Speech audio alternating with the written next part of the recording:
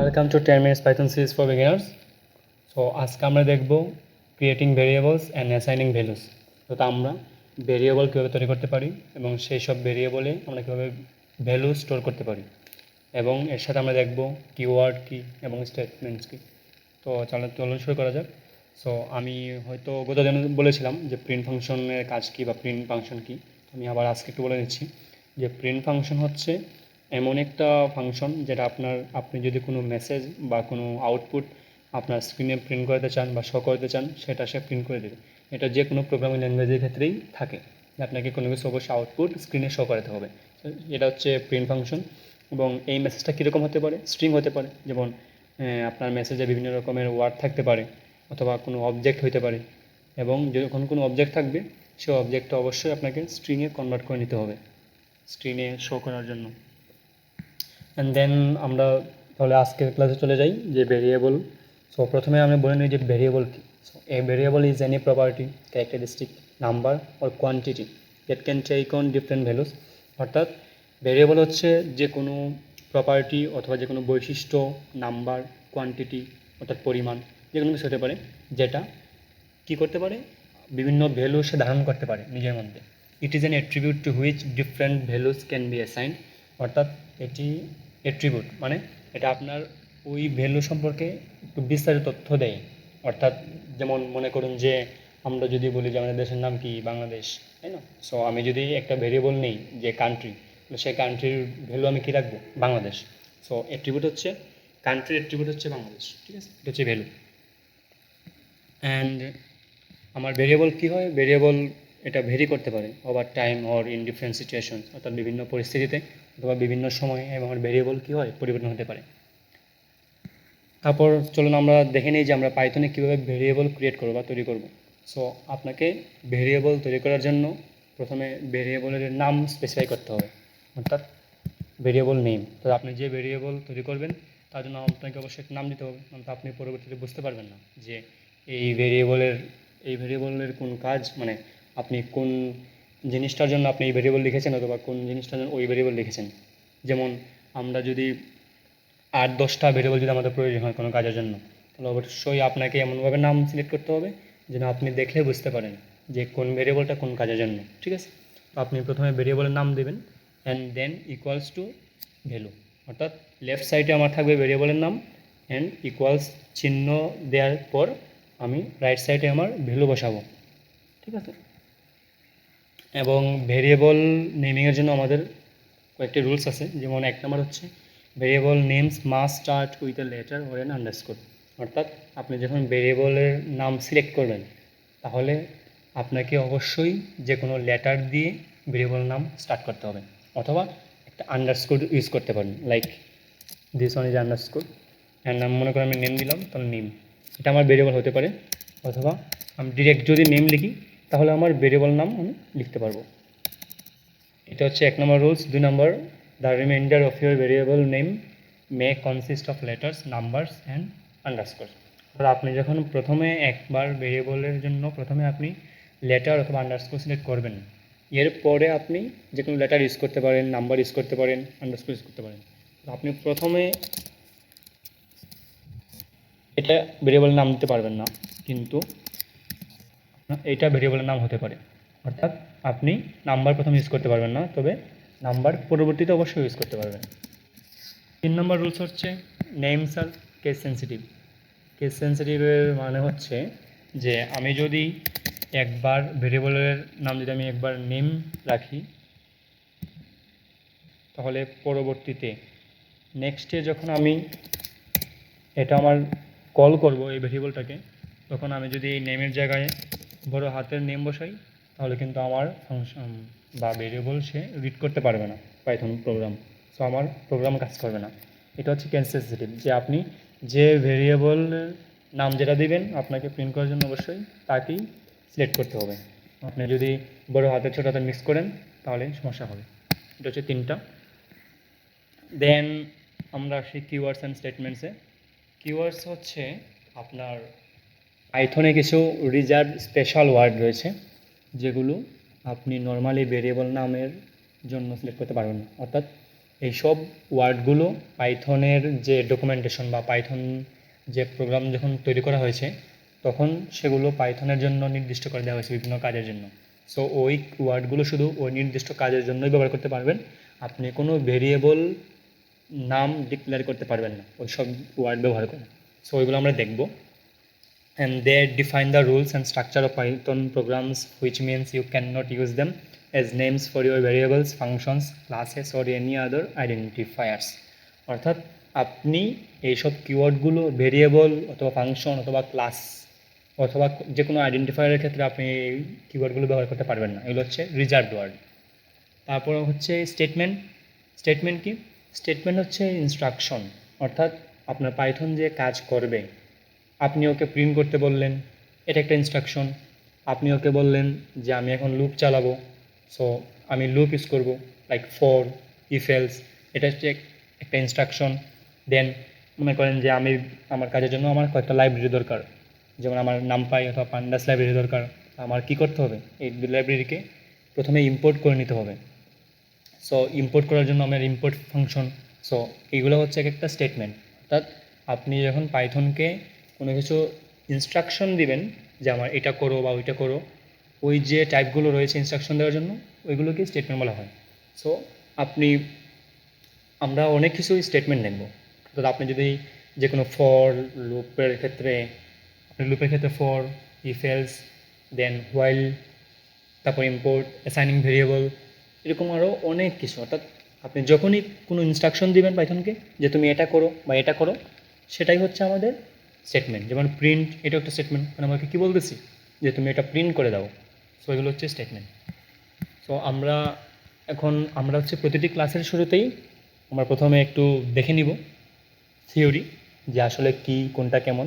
তারপর আমরা কোডিং সেকশনে যাব, এবং আমি যেমনটা বলেছিলাম যে প্রত্যেকটি ক্লাসের পর আমরা অবশ্যই সবাইকে এক্সারসাইজ দিব। তো আমার এই ওয়ান নোটের নিচে এক্সারসাইজ সেকশন থাকবে, সেই সেকশন থেকে আপনারা অ্যাক্সেস করে নিতে পারবেন। এবং এই ওয়ান নোটের যে লিঙ্ক, সেই লিঙ্কটা আমি অবশ্যই ডেসক্রিপশন বক্স বা কমেন্ট বক্সে দিয়ে দিব। এবং আমার সকল কোড বা মানে সকল থিওরি এবং সকল এক্সারসাইজ এই একই ওয়ান নোটে আপনারা পাবেন। যেমন এখানে আজকের ক্লাস, এটাতে নেক্সট ক্লাস, এটাতে নেক্সট ক্লাস, এবং আজকে এখন যেহেতু চ্যাপ্টার 1, সো এটা চ্যাপ্টার 1-এ পাবেন। নেক্সট চ্যাপ্টার শুরু করলে এখানে পাবেন, ঠিক আছে? আমি সব কিছু দিয়ে দিব। তাহলে চলুন আমরা আজকে কোড শুরু করি। সো কোড শুরু করার জন্য আমরা প্রথমে যে ফোল্ডারে আমরা কোড করতে চাই বা যে ফোল্ডারে আমরা সব কিছু রাখবো এই প্লেলিস্টের জন্য, সেই ফোল্ডারে চলে যাব। যাওয়ার পর আমি আপনাদের প্রথমে 2 দিন বলেছি যে কীভাবে আপনারা ফোল্ডার থেকে জুপিটার নোটবুক বের করবেন। সো আপনি প্রথমে রাইট ক্লিক করবেন, রাইট ক্লিক করার পর ওপেন ইন টার্মিনাল। দেন আপনাকে লিখতে হবে টার্মিনালে python-m নোটবুক। দেন এন্টারে ক্লিক করলে আপনার নোটবুকটি ওপেন হয়ে যাবে। একটু টাইম নিচ্ছে।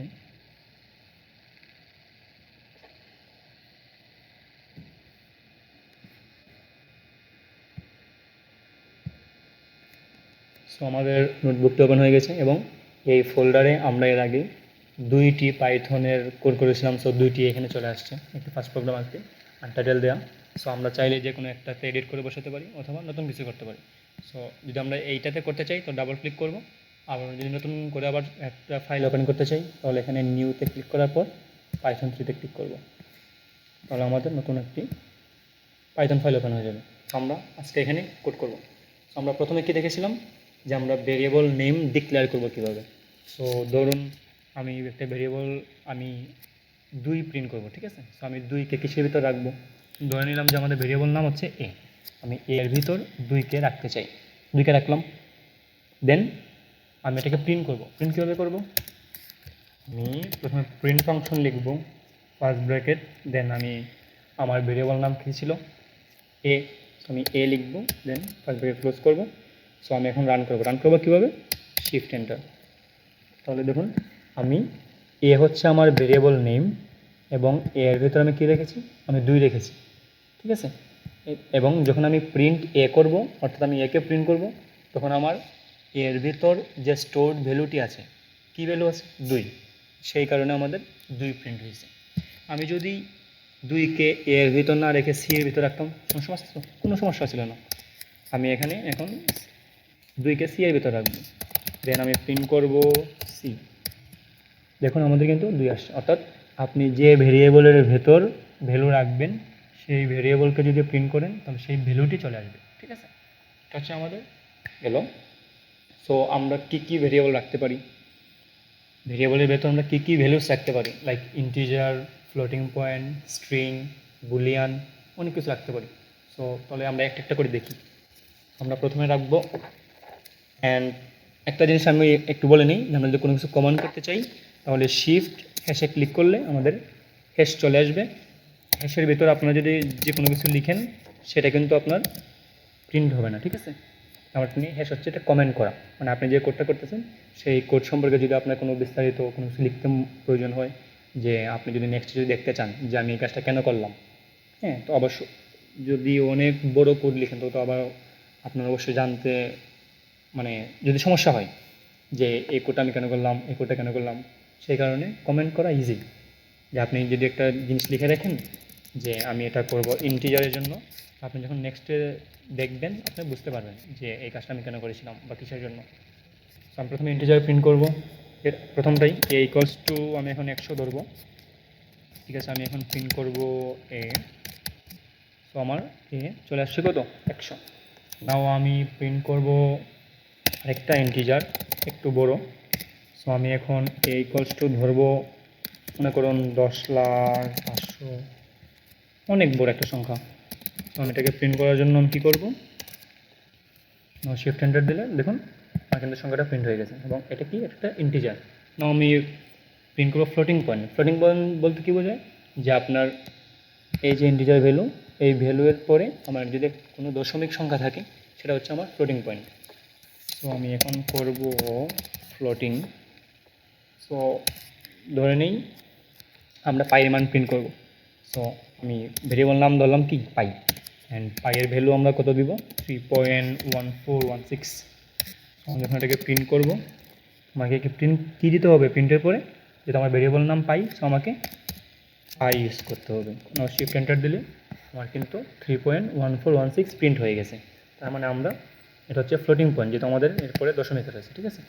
অ্যান্ড আপনি সি এর ক্ষেত্রে বা অন্যগুলোর ক্ষেত্রে কিন্তু আপনাকে ডিফাইন করে দিতে হয় যে আপনার কোনটা ইন্টিজার কোনটা ফ্লোটিং পয়েন্ট, কিন্তু পাইথনের সুবিধা হচ্ছে সে নিজে নিজে অটোমেটিক বুঝে নেয় যে আপনি তাকে কী দিয়েছেন, ইন্টিজার নাকি ফ্লোটিং পয়েন্ট নাকি স্ট্রিং, ঠিক আছে? তো এটা পাইথনের সুবিধা যে আমাকে প্রথমে ডিফাইন করে নিতে হয় না যে আমি ইনপুট কী দিব। সো এটা হচ্ছে ফ্লোটিং পয়েন্ট। নাও আমরা একটা স্ট্রিং প্রিন্ট করব। তো আমরা লিখে নিলাম স্ট্রিং।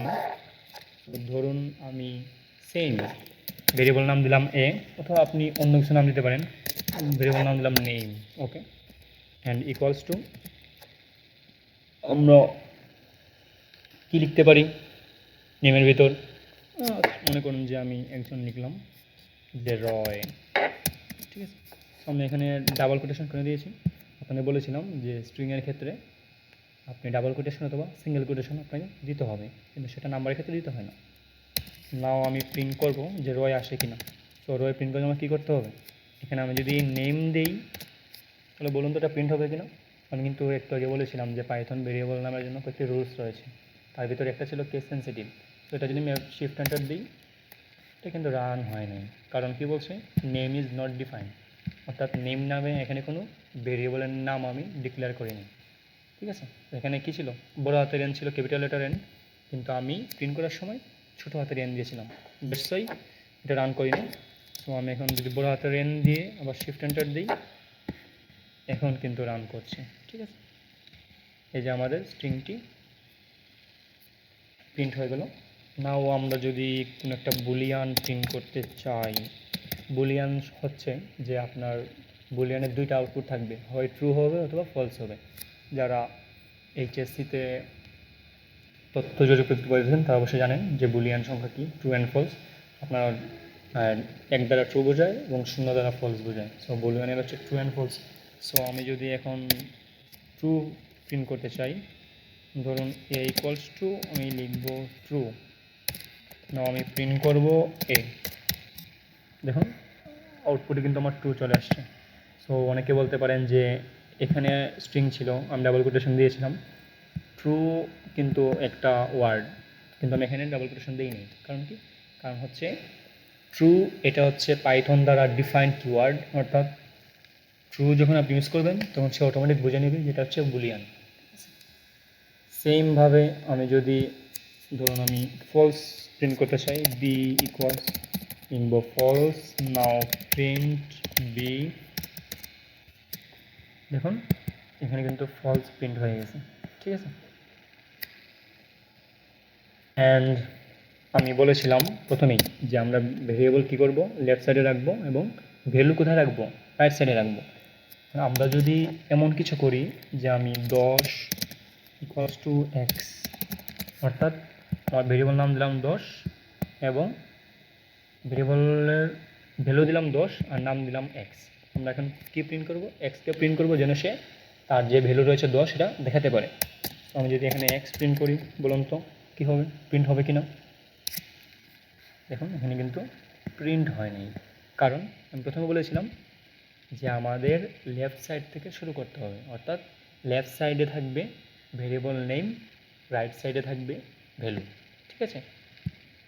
সো আমি যদি এক্স ইকুয়ালস টু 10 দিই, এখন কিন্তু প্রিন্ট হয়েছে। সো এটা ক্লিয়ার হয়ে গেল। এটা হচ্ছে একটা রুলস ছিল, আর একটা রুলস আমি আগে দেখাইছিলাম, বাট আবার দেখাই। আপনি এভাবে দিতে পারেন নেমের ভ্যালু প্রিন্ট নেম, অর্থাৎ আমি আন্ডারস্কোর ইউজ করছি প্রথমে, দেখুন এটা কিন্তু প্রিন্ট হয়েছে না। আমি যদি প্রথমে 1 দেই, 1 name equals to 10, now print 1 name, এটা রান করলে কী হবে বলুন তো? এটা কিন্তু আসে নাই, কারণ আমি প্রথম বলেছিলাম যে আপনাকে ভেরিয়েবলের জন্য প্রথমে অবশ্যই আন্ডারস্কোর ইউজ করতে হবে অথবা যে কোনো লেটার ইউজ করতে হবে। আপনি প্রথমে কোনো নাম্বার ইউজ করতে পারবেন না, এটা পাইথনের রুলসের ভেতর নাই, ঠিক আছে। এখানে কিন্তু এটা প্রিন্ট হয়নি। কিন্তু আমি যদি এই 1টা এর পরে ইউজ করি, তাহলে বলুন তো প্রিন্ট হবে কিনা? শিফট এন্টার দিলাম, এখন কিন্তু প্রিন্ট হয়েছে। তার মানে আপনাকে আন্ডারস্কোর অথবা লেটার এই দুটো দিয়ে শুরু করতে হবে, তারপরে আপনার যেটা ইচ্ছা আন্ডারস্কোর ইউজ করতে পারেন, লেটার ইউজ করতে পারেন, নাম্বার ইউজ করতে পারেন, ঠিক আছে। অ্যান্ড নেম হচ্ছে কেস সেন্সিটিভ, যেটা বলেছিলাম, যেমন নেম ইকুয়ালস টু 100, আমি যদি প্রিন্ট করি নেম 100 প্রিন্ট হয়েছে, কিন্তু আমি যদি প্রিন্ট করি নেম, কিন্তু এটা প্রিন্ট হবে কিনা? এখানে রয়ে চলে আসছে, কেন? কারণ আমি উপরে যে নেম বলেছিলাম সেখানে কিন্তু আমার রো ইনক্লুডেড ছিল, ঠিক আছে, তাই এখানে রয়ে চলে আসছে। সো আমি এটাকে চেঞ্জ করে নিই, আমি এখানে এটাকেও নেম বানিয়ে দিব, তাহলে কিন্তু এখানে প্রিন্ট হয়েছে রয়ে। বাট আমি যখন এটা প্রিন্ট করব, ওকে, এটা আমার আগেরটা সেভ করে রেখে দিছে, এটা এখন চেঞ্জ করে নিই।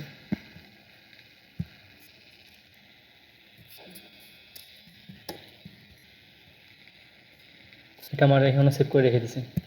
সো আমি অন্য একটা ট্রাই করি, ধরুন আমি লিখলাম A B, A B equals to কি ডি।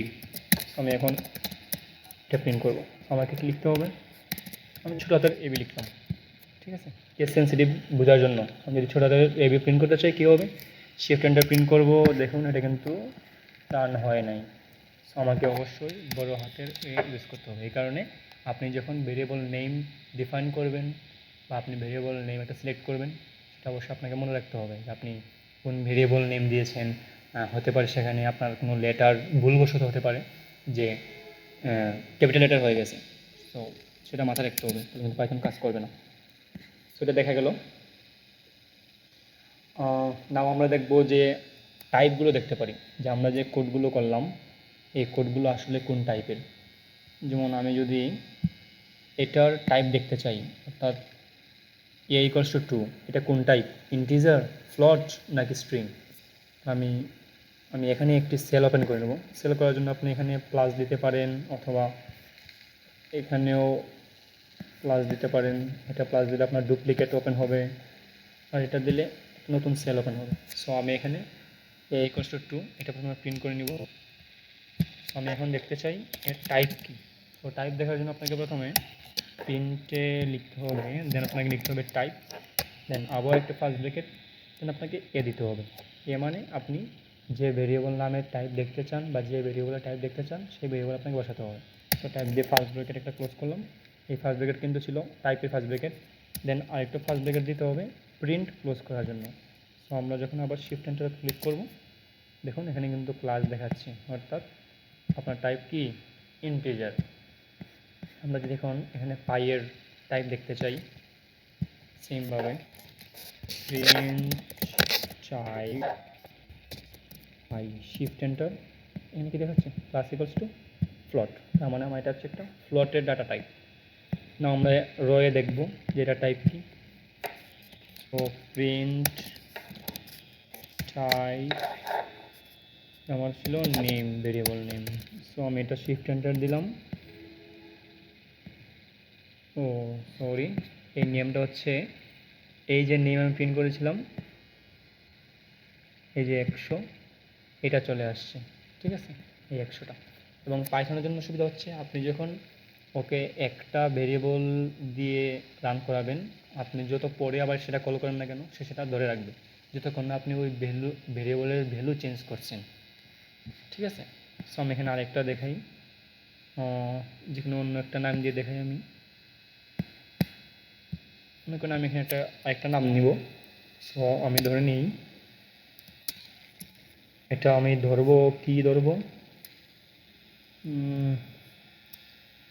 কোনো আমি ধরে নাম ডগ, ডগের একটা কী নাম দেবো, ডেভিড। আমি এখন ডেভিড প্রিন্ট করবো। প্রিন্ট ডগ ডেভিড কিন্তু প্রিন্ট হয়েছে। না আমি কি দেখতে চাই যে আমার যে ডেভিড প্রিন্ট হইল সেটা কি, এটা কি স্ট্রিং, ইন্টিজার নাকি ফ্লট। আমি টাইপ দেখার জন্য কী করবো, প্রিন্ট লিখবো, দেন আমাকে টাইপ লিখতে হবে, দেন ফার্স্ট ব্র্যাকেট লিখবো, আমি ডগ লিখবো, দুইটাতে ক্লোজ করে দিলাম। নাও শিফট এন্টার দিলে দেখুন ক্লাস কি আসছে, স্ট্রিং আসছে। তার মানে ডগের হচ্ছে একটা স্ট্রিং ভেরিয়েবল, কারণ আমি ডগের ভিতরে কী রেখেছি, ডেভিড রেখেছি। ডেভিড হচ্ছে একটা ওয়ার্ড, এখানে হচ্ছে স্ট্রিং। সো আমরা এটা দেখে নিলাম। সেমভাবে আমরা যেটা বুলিয়ানের জন্য ট্রু ফলস সেটাও দেখতে পারবো। সো সেটা আপনাদের আমি হোমওয়ার্ক দিয়ে দিব যে ওইটা আপনাকে করতে হবে, ঠিক আছে। So thank you, see you in the next one.